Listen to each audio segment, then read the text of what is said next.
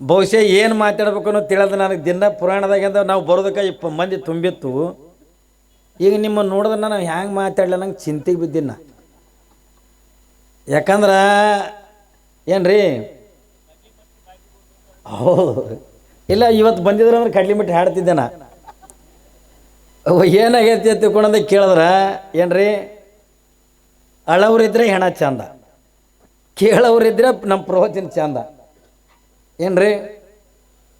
ಆದ್ರೆ ಒಂದು ವಿಶೇಷ ಏನು ಹತ್ತಿಕೊಂಡದ ಕೇಳಿದ್ರೆ, ಇವತ್ತಿನ ಕಾರ್ಯಕ್ರಮದೊಳಗೆ ಜನ ಎಟ್ಟಿ ಹಾಕಿರ್ಲಕ್ಕ ಮುತ್ತಿನಾಗೆ ಅಂದ್ರೆ ಗದ್ದಲ ಮಾಡ್ಕೋತಂದ ಲಕ್ಷ ಜನ ಬರೋದಕ್ಕಿಂತ ಶಾಂತ ಕುತ್ಕೊಂಡು ಕೇಳ್ತಕ್ಕಂಥ ನಿಮ್ಮಂಥ ಮುತ್ತಿನಂಥ 4 ಮಂದಿ ಇದ್ರೂ ಸಾಕು. ಅವ್ರ ಇದ್ರಿಗಂದ ಏನ್ರಿ ಮಾತಾಡೋಕ್ಕಿಂದ ಬರ್ತದೆ.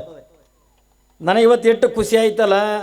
ಒಂದು ಕುಳಿಗೆ ಬೆಳುಬ್ಬಿ ಅಣ್ಣವರು, ಯಾಕೆ ನಮ್ಮ ಮೊನ್ನೆ ನಿಮ್ಮ ಪುರಾಣಕ್ಕೆ ಬರೋದಕ್ಕಿಂತ ಮೊದಲು ಮಸೂತಿಗೆ ಅಂದ ಪ್ರವಚನಕ್ಕಿದ್ದೆ, ಅವತ್ತೂ ಕೂಡ ಬಂದಿದ್ದರು. ಈಗ ಅವರು ಬೆಳ್ಳುಬ್ಬಿ ಅಣ್ಣವ್ರನ್ನ ಆಮೇಲೆ ನಮ್ಮ ರಮೇಶ್ ಬೂಸ್ಮೂರ್ ಅಣ್ಣವ್ರನ್ನ ನೋಡಿದ್ರೆ ನನಗೆ ಭಾಳ ನಿಜವಾಗ್ಲೂ ಕೂಡ ಖುಷಿ ಅನ್ನಿಸ್ತದೆ. ಅವರು ಎಷ್ಟೇ ಅಧಿಕಾರದೊಳಗಿದ್ರು ಅಲ್ಲಿ ನಾನು ಮಸೂತಿಗೆ ಅಂದ ಪ್ರವಚನಕ್ಕಿದ್ದೆ. ನಾ ಸ್ಟೇಜಿನ ಮೇಲೆ ಬರೋಂಗಿಲ್ಲ, ಕುತ್ಕೊಂಡು ಅವ್ರು ಪ್ರವಚನ ಕೇಳ್ತೀನಿ ತಗೊಂಡು 2 ತಾಸಿಂದ ಎಲ್ಲೋ ಮಂದ್ಯಾಗ ಕಂಪೌಂಡ್ ಗಾಡಿಗೆ ಹತ್ತಿ ಅಂದ ಕುಂತು 2 ತಾಸು ಪ್ರವಚನ ಕೇಳಿ ಆಮೇಲೆ ನಾವು ಕರೆದಾಗಂದ ವೇದಿಕೆಗೆ ಅಂದ ಬಂದರು. ಯಾಕೆ ಇದು ಹೊತ್ತಿಗೆ ಹೇಳ್ತೀನಿ ತಗೊಂಡಂದ ಕೇಳಿದ್ರೆ ಅವ್ರು ಕುತ್ಕೊಂಡು ಕೇಳ್ಯಾರ ತಗೊಂಡು ನನಗೆ ಖುಷಿ ಆಯ್ತಲ್ಲ.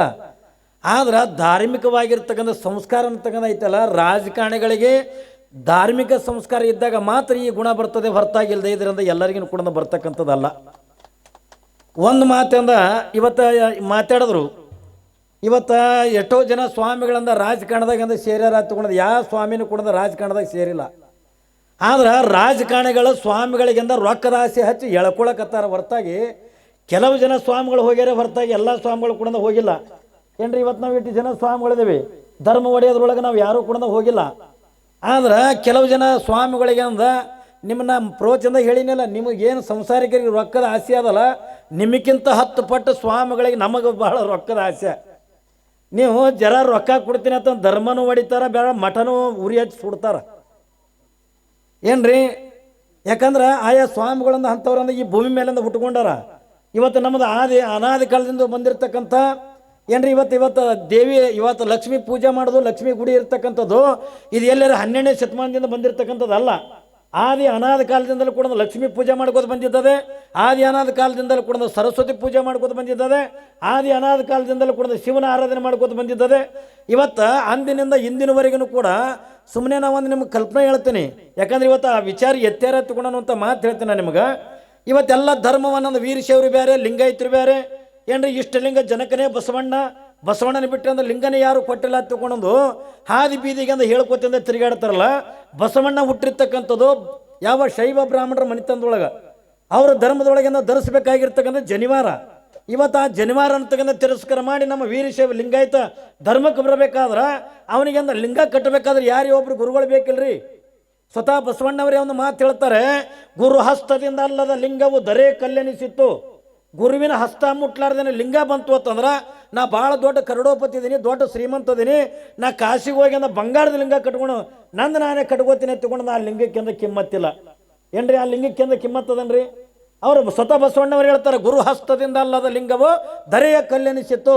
ಅಂದ್ರೆ ಗುರುವಿನ ಹಸ್ತ ಮುಟ್ಲಾರ್ದೇನೆ ಲಿಂಗ ನೀವು ಕೊಳ್ಳ ಕಟ್ಕೊಂಡ್ರೆ ಆ ಲಿಂಗಕ್ಕಿಂತ ಕಿಮ್ಮತ್ತಿಲ್ಲ, ಎಲ್ಲೋ ಬಿದ್ದಿದ್ದಿಂದ ಕಲ್ಲು ಕೊಳ್ಳ ಕಟ್ಕೊಂಡಂಗೆ ತಗೊಂಡು ಬಸವಣ್ಣವರಿಂದ ಹೇಳ್ತಾರೆ. ಮತ್ತು ಇವತ್ತು ಬಸವಣ್ಣವರಿಗಿಂದ ಲಿಂಗ ಕಟ್ಟಬೇಕಾದ್ರೆ ಒಬ್ಬ ಗುರು ಬೇಕು ಏನ್ರಿ. ಆ ಗುರುವಿನ ಕೊಳ್ಳಾಗಿಂದ ಲಿಂಗ ಇದ್ದಾಗ ಮಾತ್ರ ಬಸವಣ್ಣವರಿಗಿಂದ ಕಟ್ಟಕ್ಕೆ ಬರ್ತದೆ, ಹೊರತಾಗಿ ಆ ಗುರುವಿನ ಕೊಳ್ಳಾಗ ಲಿಂಗ ಇಲ್ಲ ತಗೊಂಡ ಬಸವಣ್ಣವ್ರಿಗೆ ಹೆಂಗೆ ಲಿಂಗ ಕಟ್ತಾರ? ನಾವೇನಂತೀವಿ ಈಗ ತಾನೇ ಅಂದ್ರೆ ನಮ್ಮ ಬೆಳ್ಳಿಬೇರೊಂದು ಮಾತು ಹೇಳಿದ್ರು ಏನ್ರಿ, ನಮ್ಮ ಸನಾತನ ಧರ್ಮಕ್ಕೆ ಅಂದ್ರೆ ಇತಿಹಾಸ ಇಲ್ಲ. ಇದು ಎಲ್ಲರಿಂದ 100 ವರ್ಷ 1000 ವರ್ಷ ಎಲ್ಲರ 15,000 ವರ್ಷ ತಗೊಂಡಂಥದ್ದಿಲ್ಲ. ಯಾವತ್ತಂದ್ರೆ ಈ ಜಗತ್ತು ಹುಟ್ಟ್ಯದಲ್ಲ ಅವತ್ತಿನಿಂದನೂ ಕೂಡ ನಾವು ಶಿವನನ್ನು ಆರಾಧನೆ ಮಾಡ್ಕೋತೆ ಬಂದೀವಿ, ಕಲ್ಲಿನ ಲಿಂಗವನ್ನು ಆರಾಧನೆ ಮಾಡ್ಕೋತೆ ಬಂದೀವಿ, ಇಷ್ಟಲಿಂಗ ಅಂತಕ್ಕಂಥ ಆರಾಧನೆ ಮಾಡ್ಕೋತೆ ಬಂದೀವಿ. ತ್ರೇತಾಯುಗದೊಳಗಿಂದ ಜಡದೊಳಗಿಂದ ಲಿಂಗ ಕಟ್ತಿದ್ರು ಏನ್ರಿ. ದ್ವಾಪಾರ ಯುಗದೊಳಗಿಂದ ರಟ್ಟೆಗಿಂದ ಲಿಂಗ ಕಟ್ತಿದ್ರು. ಇವತ್ತಿನ ಈ ಕಲಿಯುಗದೊಳಗಿಂದ ನಾವು ಹೃದಯದ ಮೇಲಿಂದ ಲಿಂಗ ತಂದಿರ್ತಕ್ಕಂಥದ್ದನ್ನು ನಾವು ಯಾರೂ ಕೂಡ ಮರಿಲಿಕ್ಕಿಂದ ಹೋಗಬಾರ್ದು ಪುಣ್ಯಾತ್ಮರೇ. ಅದನ್ನೇ ಇವತ್ತು ನಾವು ಏನು ಮಾಡಕತ್ತೀವಿ, ಪಾಪ ಭಕ್ತರ ಕಡೆ ಯಾವುದನ್ನು ಕೂಡ ತಪ್ಪಿಲ್ಲ. ನಾವೇನು ಮಠಾಧೀಶರಾಗಿರ್ತಕ್ಕಂಥವ್ರು, ಧರ್ಮದ ಉಪದೇಶ ಮಾಡ್ತಕ್ಕಂಥವ್ರು, ಧರ್ಮದ ತಿಳುವಳಿಕೆ ಅಂತಕ್ಕಂಥ ಹೇಳ್ತಕ್ಕಂಥ ನಮ್ಮಂಥ ಸ್ವಾಮಿಗಳೇನು ಮಾಡಕತ್ತೀವಲ್ಲ, ಭಕ್ತರನಿಂದ ದಾರಿ ತಪ್ಪಿಸಕತ್ ಬಿಟ್ಟಿವಿ. 4 ದುಡ್ಡಿಂದ ಒಬ್ಬ ಸ್ವಾಮಿ ಬಲ್ಲಿಂದ ರೊಕ್ಕ ಹೆಚ್ಚಾಯ್ತಲ್ಲ ಅವೊಂದು ಕಾನೂನೇ ತರ್ತಾನೆ ಇದ್ರ ಏನ್ರಿ ಯಾವತ್ತಿನಿಂದ ನೋಡ್ಕೊತ ಹೊಂಟಿವಿ ನಾವು ಏನ್ರಿ ಹಿಂದೆ ಮಾದೇವಿ ಸರ್ಕಾರದಿಂದ ಆ ಫಂಡ ಈ ಫಂಡ ರೊಕ್ಕ ಹಾಕ್ಕೊಂಡು 4 ದುಡ್ಡನ್ನು ಹೆಚ್ಚಿಗೆ ಮಾಡ್ಕೊಂಡು ಆಕೆ ಒಂದು ಕಾನೂನೇ ತಂದ್ಲು ಬಸವಣ್ಣನ ವಚನನೇ ತಿದ್ದದು ಯಾಕ್ರಿ ಕೂಡಲ ಸಂಗಮದೇ ಹೋಗ್ಯಂದ ಲಿಂಗದೇವ ಹತ್ತಿಕೊಂಡಂತಂದ್ರು ಮುಂದೆ ಲಿಂಗಾನಂದರು ಹುಟ್ಟಿದ್ರು ಇಲಕಲ್ ಸ್ವಾಮಿಗಳು ಹುಟ್ಟಿದ್ರು ಗದಗ ತೋಣದಾರರು ಹುಟ್ಟಿದ್ರು ಇವರೆಲ್ಲ 4 ದುಡ್ಡಿಂದ ಹೆಚ್ಚಾದವರೇ ಧರ್ಮ ಒಡ್ಲಿಕ್ಕೆ ಪ್ರಯತ್ನ ಪಡಕತ್ತಾರೆ ಹೊರತಾಗಿ ನಮ್ಮದು ಸಣ್ಣ ಮಟ್ಟಗಳಿಗೆಂದ ಯಾರು ಧರ್ಮ ಒಡ್ಲಿಕ್ಕೆಂದ ಬೆನ್ನತ್ತೀವಿ ಹೇಳ್ರಿ ನೋಡೋಣ ಸುಮ್ಮನೆ ಮಣ್ಣಿಂದ ಒಂದು ಕಾರ್ಯಕ್ರಮ ಹೇಳ್ತೇನೆ ನಿಮಗೆ ಇವತ್ತು ಧರ್ಮ ಒಡೆಯವರ ಸಂಖ್ಯೆ ಎಷ್ಟು ಜನ ಅದ ತಗೊಂಡು ಕೇಳಿದ್ರೆ ಬಾಳದ್ರೆ ಬೆರಳೆಣಿಕೆ ಮ್ಯಾಗಿಂದ ಎಣಿಸ್ತಕ್ಕಂಥ ಸ್ವಾಮಿಗಳಿಂದ ಧರ್ಮ ಹೊಡಿಲಿಕ್ಕೆಂದ ಬೆನ್ನು ಹತ್ತದ್ರ ವೀರಶೈವ ಬೇರೆ ಅಲ್ಲ ಲಿಂಗಾಯತಿ ಬೇರೆ ಅಲ್ಲ ತಿಳ್ಕೊಂಡು ಎರಡೂ ಒಂದೇ ತಿಳ್ಕೊಂಡು ಯಾವ ಹುಬ್ಬಳ್ಳಿ ಯಾವ ನೀರು ಮೈದಾನದೊಳಗೆ ಒಂದು ಸಭಾ ಮಾಡಿದ್ರೆ ಕಮ್ಮಿಂದ 1,500 ಜನ ಸ್ವಾಮಿಗಳು ಸೇರಿದ್ರು ಏನ್ರಿ ಧರ್ಮ ಉಳಿಸ್ಲಿಕ್ಕೆಂದ ಸಾವಿರಾರು ಜನ ಸ್ವಾಮಿಗಳಾರೆ ಧರ್ಮ ಹೊಡ್ಯಾಕೆಂದ ಒಂದು 4 ಮಂದಿ ಸ್ವಾಮಿಗಳರ ಆ 4 ಜನ ಸ್ವಾಮಿಗಳನ್ನು ರಾಜಕಾರಣಿಗಳಿಂದ ಬಳಸ್ಕೊಳಕತ್ತಾರಟೆ ಕಲ್ಪನೆ ಇರಲ್ಲ ಮಗ ಇವತ್ತು ನೋಡ್ರಿ ಇಲ್ಲಿ ಎಷ್ಟು ಆನಂದ ಅನ್ನಿಸ್ತದ್ರಿ ಇವತ್ತು 12 ದಿನ ನಿಮ್ಮಲ್ಲಿ ಪ್ರವಚನ ಮಾಡಿದೆ ಇಲ್ಲಿ ಯಾರು ವೀರಶೈವರು ಯಾರು ಲಿಂಗಾಯತರು ಏನ್ರಿ ಯಾರು ಶ್ರೀಮಂತರು ಯಾರು ಬಡವರು ಆ ಜಾತಿ ಈ ಜಾತಿ ಅನ್ನುವಂಥದ್ದು ಏನು ಇರ್ಲಾರ್ದೇನೆ ನಾವೆಲ್ಲರೂ ಕೂಡ ಏನು ತಿಳ್ಕೊಂಡಿವೆ ತಿಳ್ಕೊಂಡ್ರೆ ಸಾಕ್ಷಾತ್ ಮಹಾಲಕ್ಷ್ಮಿಯ ಮಕ್ಕಳ ತಿಳ್ಕೊಂಡನ್ನುವಂಥ ರೀತಿ ಒಳಗಿಂದ ಎಲ್ಲರೂ ಸಮನಾಗಿಂದ ಕುತ್ಕೊಂಡಿಂದ ನಾವು 12 ದಿನಗಳ ಪರ್ಯಂತರವಾಗಿಂದ ಪ್ರವಚನವನ್ನು ಕೇಳಿದ್ವಿ ಯಾವ ಭೇದ ಬಂತಿಲ್ಲಿ ಯಾವುದನ್ನು ಕೂಡ ಇಲ್ಲ ಯಾಕಂದ್ರೆ ಈ ಗುಡಿ ಗುಂಡಾರ ಮಠಮಾನ್ಯಗಳಿಂದ ಇದು ಕೇವಲ 12ನೇ ಶತಮಾನದಿಂದ ಬಂದಿರತಕ್ಕಂಥದ್ದಲ್ಲ ಆದಿ ಅನಾದಿ ಕಾಲದಿಂದಲೂ ಕೂಡ ಮಠಮಾನ್ಯಗಳಿಂದ ಇರ್ತಕ್ಕಂಥವು ಆದಿ ಅನಾದಿ ಕಾಲದಿಂದಲೂ ಕೂಡ ದೇವಸ್ಥಾನಗಳಿರ್ತಕ್ಕಂಥವು ನಾವೆಲ್ಲ ಶಿವನ ಆರಾಧಕರಾಗಿರುವುದರಿಂದ ನಾವೆಲ್ಲ ಆದಿ ಅನಾದಿ ಕಾಲದಿಂದಲೂ ಕೂಡ ಇಷ್ಟಲಿಂಗವನ್ನು ಆರಾಧನೆ ಮಾಡ್ಕೋತ ಬಂದಿರತಕ್ಕಂಥವ್ರೆ ನಾವೆಲ್ಲ ವೀರಶೈವ ಲಿಂಗಾಯತರ ಅನ್ನೋದು ಮನೆ ಬಂದಿದ್ದು ಏನ್ರಿ ಲಿಂಗಾಯತರ ತಗೊಂಡು ಬಂದಿದ್ದು ಯಾವ ಸಿದ್ಧಗಂಗಾ ಪೋಳಿ 2018 ಏನ್ರಿ ಒಂದು ಭವನ ವೀರಶೈವ ಭವನ ಹತ್ತಿಕೊಂಡು ಬೆಂಗಳೂರದೊಳಗೆ ಕಟ್ಟಿದಾಗ ಯಾವಾಗಂದ್ರೆ ಈ ಲಿಂಗಾಯತ ಹತ್ತಿಕೊಂಡು ಏನು ಹೊಡಿತಕ್ಕಂಥ ಸ್ವಾಮಿಗಳೇನದಾರಲ್ಲ ಅದಕ್ಕೆ ಲಿಂಗಾಯತ ಇಡಬೇಕಂತ ತಿಳ್ಕೊಂಡಾಗ ಸಿದ್ಧಗಂಗಾಪಗಳು ಏನಂದ್ರು ಅವ್ರದ್ದು ಬೇಡ ನಿಮ್ಮದು ಬೇಡ ವೀರಶೈವ ಲಿಂಗಾಯತ ಹತ್ತಿಕೊಂಡು 2 ಕೂಡಿ ಇಡ್ರಿ ಎತ್ತಿಕೊಂಡು ಅದಕ್ಕೆಂದ ಭವನಕ್ಕೆಂದ ಹೆಸರಿಟ್ಟಿದ್ದೇ ಹೊರತಾಗಿ ಆದಿ ಅನಾದಿ ಕಾಲದಿಂದಲೂ ಬಂದಿರತಕ್ಕಂಥದ್ದು ವೀರಶೈವ ಆ ವೀರಶೈವ ಧರ್ಮದೊಳಗೆ ಹುಟ್ಟಿರ್ತಕ್ಕಂಥವ್ರು ನಾವು ಯಾವತ್ತೂ ಕೂಡ ವೀರಶೈವ ಬೇರೆ ಲಿಂಗಾಯತಿ ಬೇರೆ ಅಂತಕ್ಕಂಥ ಆಗಂಗಿಲ್ಲ ಲಿಂಗಾಯತರ ತಿಳ್ಕೊಂಡವರು ಲಿಂಗ ಪೂಜೆನೆ ಮಾಡ್ಕೋಬೇಕು ವೀರಶೈವರ ತಿಳ್ಕೊಂಡವರು ಏನ್ರಿ ಅವರು ಕೂಡ ಲಿಂಗ ಪೂಜೆನೆ ಮಾಡ್ಕೋಬೇಕು ಲಿಂಗಾಯತರ ತಗೊಂಡು ಹೇಳಿದವ್ರು ಅಂದ್ರೆ ದೇವ್ರ ನಂಬಾಲ ಹತ್ತಿಕೊಂಡು ಹೇಳ್ತಾರೆ ಮತ್ತು ದೇವ್ರ ನಂಬಾಲ ಹತ್ತಿಕೊಂಡು ಅವ್ರು ಮಡದಾಗಿನ ಗದ್ದಿಗೆಗಳಂತ ತೆಗೆದು ಒಗಿಬೇಕು ಯಾಕ್ರಿ ಮಡದಾಗಿಂದ ಕಟ್ಟಿರ್ತಕ್ಕಂಥ ಅವ್ರ ಗುರುಗಳ ಗದ್ದಿಗಳದವಲ್ಲ ಮತ್ತು ಅದನ್ನು ಕೂಡ ಮೂರ್ತಿ ಪೂಜೆನೇ ಅಲ್ರಿ ಎಲ್ಲೆಲ್ಲ ಜೈಪುರದಿಂದ ದೊಡ್ಡ ಮೂರ್ತಿಗಳನ್ನು ಮಾಡ್ಯಂದ ಎಲ್ಲಿ ಬೇಕಾದಲ್ಲ ರೋಡಿಗೆ ಸ್ಥಾಪನೆ ಮಾಡಿದ್ರೆ ಅದು ಮೂರ್ತಿ ಪೂಜೆ ಆಗಂಗಿಲ್ಲ ಏನದು ಎಲ್ಲನೂ ಕೂಡ ಆಗ್ತದೆ ಇವತ್ತೇನು ನೀವೇನು ಇವತ್ತು ಜ್ಯೋತಿ ನಗರದ ಭಕ್ತರು ಏನದಿರಲ್ಲ ನೀವೇನು ಲಕ್ಷ್ಮಿ ಆರಾಧನೆ ಮಾಡ್ಲಕತ್ತೀರಿ ಅದು ಒಂದೇ ನಿಮಗೆ ತಲೆಯಾಗಿರಲಿ ನಾವು ಲಿಂಗಾಯತರು ವೀರಶೈವರು ನಾವು ಲಿಂಗ ಪೂಜೆ ಮಾಡ್ಕೋತೀವಿ ಬಿಟ್ಟರಿಂದ ಲಕ್ಷ್ಮಿನಿಂದ ಆರಾಧನೆ ಮಾಡ್ತೀವಿ ಆಕೆ ಲಕ್ಷ್ಮಿ ಆಶೀರ್ವಾದ ಇರಬೇಕು ಲಿಂಗ ಪೂಜೆ ನಿತ್ಯ ನಮ್ಮ ಧರ್ಮೋದ್ಯದ ನಡಿಬೇಕು ಇದು ಒಂದು ತಲೆಯಾಗಿ ಇಟ್ಕೊಂಡು ನಾವೆಂದ ಬದುಕುವನ್ನು ತಗೊಂಡು ಮಾಡಬೇಕು ಎಲ್ಲ ನಮ್ಮಂಥವ್ರು ಬಂದವ್ರೆ ಅಂದ್ರೆ ನಾವೊಂದು ಹೇಳ್ತೀನಿ ಮತ್ತೊಬ್ಬ ಸ್ವಾಮಿ ಒಂದು ಹೇಳ್ತಾನೆ ಅವು ಯಾವ ತಲೆಯಾಗಿ ಇಟ್ಕೊಳಕ್ಕೆ ಹೋಗ್ಬೇಡ್ರಿ ನಮ್ಮ ಮೊದಲಿಂದ ಬಂದಿರ್ತಕ್ಕಂಥ ನಮ್ಗೆ ಇಷ್ಟ ಲಿಂಗ ಮನ್ಯಾಗ ಕುತ್ಕೊಂಡು ಲಿಂಗ ಪೂಜೆ ಮಾಡ್ಕೊಳ್ಬೇಕು ದೇವಸ್ಥಾನಕ್ಕೆ ಬರಬೇಕಾದ್ರೆ ಎಲ್ಲರೂ ಕೂಡಿ ಏನ್ರಿ ಒಂದಾಗಿ ಚೆಂದಾಗಿಂದ ನಾವೆಲ್ಲ ಒಂದೇ ತಾಯಿ ಮಕ್ಕಳು ಅನ್ನುವಂಥ ರೀತಿ ಒಳಗೆ ಇವತ್ತು ಲಕ್ಷ್ಮಿಯನ್ನು ಆರಾಧನೆ ಮಾಡಬೇಕು ಇದನ್ನು 3ನೇ ಸರಿ ಬರ್ತಕ್ಕಂಥ ಪ್ರವಚನ ಏನ್ರಿ 3ನೇ ಸರಿ ಅಂದ ಇಲ್ಲಿ ಲಕ್ಷ್ಮೀ ದೇವಸ್ಥಾನಕ್ಕಿಂತ ಪ್ರವಚನಕ್ಕಿಂತ ಬಂದಿದ್ದು ಇವತ್ತೆಲ್ಲ ನಿಮ್ಮನ್ನು ನೋಡಿದ್ರೆ ನಿಜವಾಗ್ಲೂ ಕೂಡ ಭಾಳ ಖುಷಿ ಅನ್ನಿಸ್ತದೆ ಯಾಕಂದ್ರೆ ಎಲ್ಲ ಹಿರಿಯರು ಇವತ್ತಿನ ದಿನಮಾನ ಹೆಂಗದ ತಿಳ್ಕೊಂಡ್ರೆ ಭಾಳ ಜನ ಸೇರ್ತಿದ್ರಿ ಬೆಳಿಬೇಣ ಭಾಳ ಜನ ಸೇರ್ತದ್ರಿ ಇವತ್ತಂದ ಅವೆಲ್ಲ ಮೆರವಣಿಗೆಯಾಗ ಡಿಜೆದಾಗ ಕುಣ್ಕುಣದಿಂದ ಹೋಗ್ಯಾರ ಏನ್ರಿ ಡಿಜೆದಾಗ ಹುಡುಗರು ಹೋಗ್ಯಾವ